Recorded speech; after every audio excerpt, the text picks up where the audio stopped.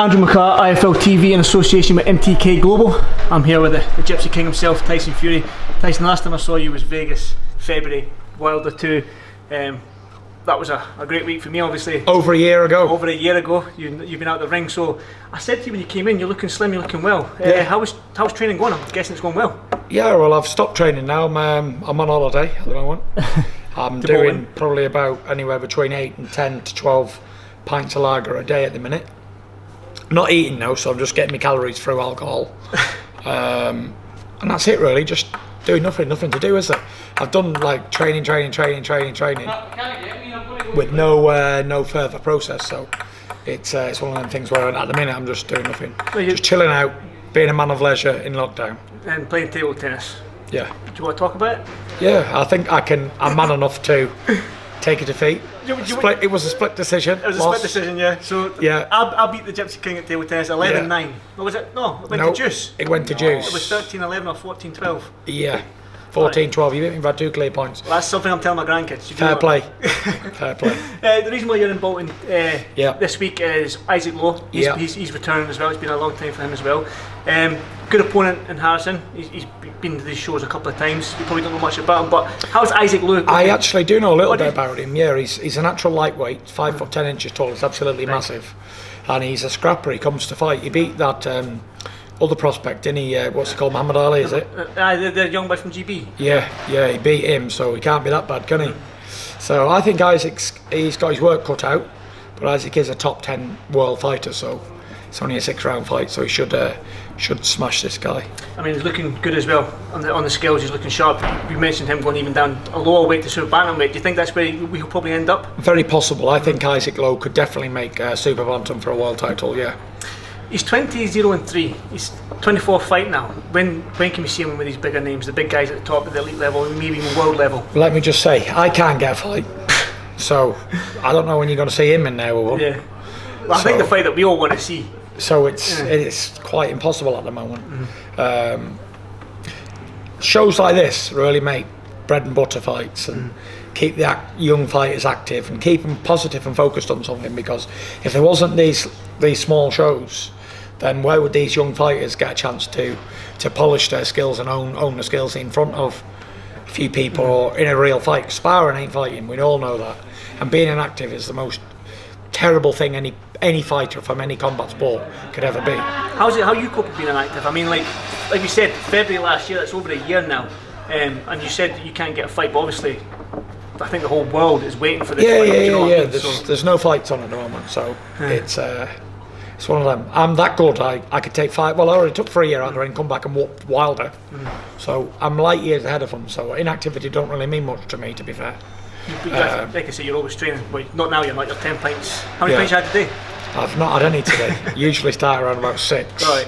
So if you see me singing and dancing in here later, you know I've had a few jars. Perfect. I'll be joining you, don't worry about that. Yeah, so it's the inactivity.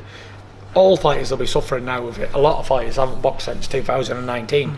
I was lucky enough to get one in 2020, so it is what it is. But yeah, like I say, Isaac's fighting tomorrow. Tough little fight for him, but sharpen his tools up, and hopefully he'll get a fight later on in the year, maybe a defence of his WBC title. Just keep that active and keep climbing the rankings. I think he's number 7 or something in the world rankings now, so it's only a matter of time before he gets a shot at a belt of some sort. He did, like, he's paid his dues now. He's done his apprenticeship. I think it's this is 24th fight, featherweight, 27 years old. He'll be ready for a world title fight anytime. I know you said there's nothing to report, but we've done interviews with Bob Arum. He says that it's close. Eddie Hearn says they're ready to sign. Joshua's had his little bit on Twitter and stuff like that, saying that he's in it for the long run. You're a showman. He's going to close the show and stuff like that. So the way if we can take Bob Arum and obviously Eddie Hearn and what Joshua's saying, we're getting our hopes up, if you know what I mean. But on your side, Tyson Fury's side, you said there's nothing to report. Well, let's break it down, shall we? Okay. It's a bare minimum. Eddie Hearn's a boxing promoter, so is Bob Arum. It's their job to sell the fight. Joshua is saying what he's saying. I don't know what he's saying. I'm not on social media at the moment at all. So whatever they say is very unimportant to me. Until I've got a date, a fight, and a hell of a load of money in my pocket, there's no fight. There's a lot of things going on, what people don't know behind the scenes, that can scupper a fight like that. So nothing's actually on until you're actually in the ring. So yeah, we're nowhere near that at the moment. Can you understand why, like, us as fans, like, we're desperate for this fight, because it's like two British heavyweight champions, undisputed fight. Do you know what I mean?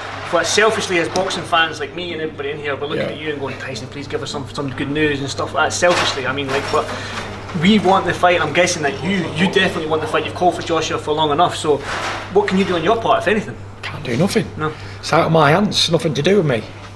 It's nothing to do with me at all. I'm just a boxer. There's a lot of things behind the scenes going on, like I say, that can alter a fight. Do I think I'm going to be fighting Joshua in the next 10 minutes? Hell no. Do I think the fight will eventually happen sooner or later? Yes. It has to happen. But do I think it's imminent right next minute? No, I don't. Listen, we've seen Mayweather and Pacquiao. How long did that go on for? I know, but that sort of died a death. That fight was sort of like a wet fish. Do you know what I mean? Yeah. But then when it finally did happen, it was the most pay-per-view fight in history. Even though it was a wet fish, it still did just under 5 million buys. So suggest it's just the biggest fight ever in history. Yeah. So yeah, when this when it finally does happen, then I'm sure that we'll all get to see it. But I'm not going to hold my breath for it. That's for sure. I'm not putting all my eggs in one basket, because I've been guilty of doing that before, and then these fights don't happen, and then I end up in a massive depression and feel like killing myself. So I'm not gunning to say, oh, this fight's definitely happening in May, June, August, whenever. If it happens, great. If it doesn't, I can't do anything about it. See, that's probably the best way for you to look at it, obviously. Yeah, do you know what I mean? That's the way I look at all these fights. Wilders, anybody. Listen, I'm open to fight Fred Flintstone and his cousin. I've got 2 fights this year, and I don't give a fuck who it is with. I don't care. I don't care if it's Joe Bloggs, Fred Flintstone, Mike Tyson, anybody. I just want to fight this year. Well, Mike Tyson's make a comeback. You never know. Yeah. Tyson v Tyson. Yeah, definitely be a big one. Definitely. You mentioned Wilder there. I mean, obviously, after you beat him in Vegas, he's came up with numerous excuses and stuff like that. And some might say he's threw Breland under the bus. Do you feel like he's done that with his comments against? I don't know. I'm not interested. Anything they got to say, none of my business. I'm sure him and his relationship with his boxing trainer is up to him, and none of my concern. But you know, Wilder, don't write Wilder off out the occasion either. He could be fighting me next. Who knows? I could have a third trilogy with Wilder yet. Like I say, a lot of stuff going on behind the scenes. There's a lot of stuff going on behind the scenes, and you know, Wilder might be next. Who knows? We'll see. We'll see. Would you bring these fights to the UK? No. I won't ever box here again. Oh really? No, finished. Well, that's actually made me feel. The superstar of world boxing, he ain't going to box in a small old show somewhere. What about Morecambe Beach? It's got to be in the capital of entertainment in Vegas. The world. My home city now is Vegas. I've had my last 3 fights there. My last 4 fights has been California Staples Center, MGM Grand Garden Arena, T-Mobile Arena, and MGM. So they've all been over there. So I intend to stay there and end my career over there. But well, that's news. It's a little exclusive here for Live TV, which is good. I want to get your thoughts on the heavyweight scene right now. We've got Dillian Whyte and Povetkin, their rematch at the end of the month. Were you shocked, like everybody else, with Povetkin getting that stoppage? No, I wasn't shocked. No, I always knew Povetkin's pretty good at fighting people his own size. And he's never really lost against anyone his own size. They've always been a lot bigger than him. So you can never write Povetkin off, even at however old he is, 41 or something. He's still dangerous. He'll be dangerous in this next fight, so I won't write him off too soon. Do you think Whyte can get there? If he obviously dropped Povetkin twice in that first fight, but didn't quite jump on him, sort of took his foot off the gas a little bit. But I think Dillian might come into this fight where if I'll get him hurt, I'm going to go for it this time. I'm not sure, because in heavyweight boxing it only takes one punch, as we've seen. And he had a man down twice in that last fight and he still got knocked out. So you rush into heavyweight boxing, try and get someone out of there, you get chinned yourself. So it's one of them things where anyone can win these fights, heavyweights. Joe Joyce, I mean, great win against Dubois last time. Let's talk about him fighting Usyk, but again, it's similar to your fight. We don't know if it's going to happen. So again, the landscape of boxing at the moment is no one knows what's coming. We don't know if we're going to open up in June or if we're going to have another lockdown. Who knows? How about for you though, Tyson? How do you feel about it all? Obviously, you want to fight. You're a fighting man. You've made that known since you started boxing. You're a fighting man. You just want to put them gloves on, get in that ring and fight. So how are you feeling at this moment in time, not being able to have that fight date, not being able to tell your fans that you've got to fight? I'm not too bothered, to be fair. I've made plenty of money out of my career. I've got no debts. I'm doing all right. If I was absolutely flat broke, then I'd be sitting here biting my nails, thinking I'm going to pay my bills. But thank God, I've been in a position where I've done all right in my life. So I'm not too. When it happens, it happens. When it doesn't, it doesn't. It's one of them. I can't alter the world. No matter what I say, it's not going to convince the world to open up again. It's out of my hands. And like I've always said, going back even a year ago when this COVID thing first started, it's like whenever it finishes, it finishes. Whenever it doesn't, it doesn't. It's not like we're in World War III. People have got to stay at home, put a mask on, no biggie.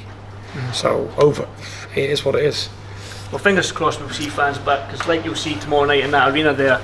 I've actually been to one of these fights before. I went and watched one last year with Dubois and that, and it is dead. I'm glad I've not been able to box, because I don't want to box when there's no atmosphere there and that. I love the fans to be there and all that sort of stuff, so I thrive off that. Yeah. I've been in Vegas at Wilder too. I mean, the atmosphere in there when you came out with the throne and stuff like that was absolutely tremendous for me as well, getting my first trip to Vegas and stuff like that, so it was good. I want to just talk to you about Usyk. Do you think he can be a threat in this heavyweight division? Did you see his fight against Chisora? I saw his fight against Chisora, yeah. What do you want me to say about that? Do you think he can be I don't know, do you think, because obviously... How do you think he did against Chisora? Yeah, because obviously Chisora's forward fight. You fought him twice. You've toyed about the idea of fighting him again? So Chisora, Usyk was supposed to be the saviour of the division, and then he fights a gatekeeper in Dell. No disrespect to Derek, but he's at the end of his career. He's nearly 40 years old. He's had 40 odd professional fights, and he's lost the majority of his last of them. So I thought actually Chisora deserved a win or a draw at worst, but he lost it on a split, so he couldn't thingy. But if you're struggling with Derek Chisora, then how are you going to beat the top guys in the division? But styles do make fights, as I know, as a historian, so never can write anybody off. But do I think who can he beat? Who do I think he can beat? The Joe Joyce fight is being talked about. I mean, Joe's gave him a good fight in the World Boxing Super Series back in the amateur days. Yeah. But Joe's a different fighter now. The professional game suits him a lot more than I believe the amateurs did. So do you think Joe can get that win over him? It's unimportant what I think, isn't it? It's all on the night, and game plans and styles make fights. If it was the biggest and strongest man won all these fights, then Arnold Schwarzenegger would have been a heavyweight champion of the world for 10 years, wouldn't he? So it's one of them. Anyone can win any of these fights. Just because Usyk struggled with Del Boy, it doesn't mean he'll struggle with Joyce, and vice versa. So they're all interesting fights. Yep. Do I think they can win? Yes. Do I think Joe can knock him out? Yes. Do I think Usyk can beat Joe Joyce? Yes. I think all of these heavyweights can beat each other. The only one that can't beat is me. I'm unbeatable. That's it. I want to Joseph Parker, Andy Lee link up. That was news to a lot of people here. That's a good link up for Joseph. Yeah, for sure. Andy's a good trainer. He's been in your camp. Joe's a good fighter. I'm sure they'll get on like house on fire. They're both like that same type of personality. I'm sure they'll get on well. And he's not a boxing trainer, Andy Lee. Andy Lee's a teacher in boxing, which is very rare, and it's a massive difference in being a teacher and being a trainer. A boxing trainer is someone who can hold the pads and go bam, bam, bam, bam, tell you to run for a mile and lift some weights up. That's a boxing trainer. But a boxing teacher is someone who's totally different. Someone who can teach you stuff, remind you, pick up on stuff. Yep. That's a boxing teacher. I know anyone can beat anyone in the heavyweight division, but your good mate Billy Joe Saunders is up against probably the pound for pound number one in a lot of people's eyes in Canelo Alvarez. But I say that Canelo's probably not faced somebody like Billy, slick southpaw, biggest middleweight, 30-0, undefeated. He comes with a little bit of mind games like yourself. He's already done them with the scales, and he's overweight and stuff like that. So Canelo might not have faced somebody like Billy like him in his career. He's faced southpaws before. We've seen it against Erislandy Lara. But struggled with Lara. Yeah, and slick boxes like Lara probably deserved a win on the night if he wasn't like a no-name. Lara probably done enough to get a draw at least. Yep. Lara's a good boxer. Yeah, struggle with southpaw. Everyone struggles with southpaws, don't they? I don't know anyone who doesn't. Do you think Billy's got a chance in this fight then? Obviously, everyone's got chances in fights for sure. It's like, what do you think he's going to do? Is walk to him and jab him and fall him over? It's boxing. Billy Joe's as good as boxer is out there for super middleweights and all them weights, middleweight, whatever weight you want to fight at. For sure. He's in training camp now. He's over abroad, taking things seriously. You can only do your best, can't you? Yeah. You know, you can only go there with the right mentality in here, with the right game plan, and train hard and eat right, and that's all you can do. The rest is in God's hands. So, am I a man who can see the future? No, not all the time. We wish you did. But you know, Billy Joe has got as good a chance as anyone of beating anybody out there, 100%. But if it's meant to be, it'll be, and if it's not meant to be, it won't be. There's no point in going on like, oh, can he win? Yes, no, whatever. It's all about what's meant to be in life, and what's for you won't go by you. Yep. And if Billy Joe Saunders is meant to beat Canelo Alvarez, then I'm sure he'll do it on May the 1st, that's for sure. Yeah, definitely. One final question before I let you go. Your brother Tommy's doing all the right things so far in the pro ranks, with your dad doing his thing as well.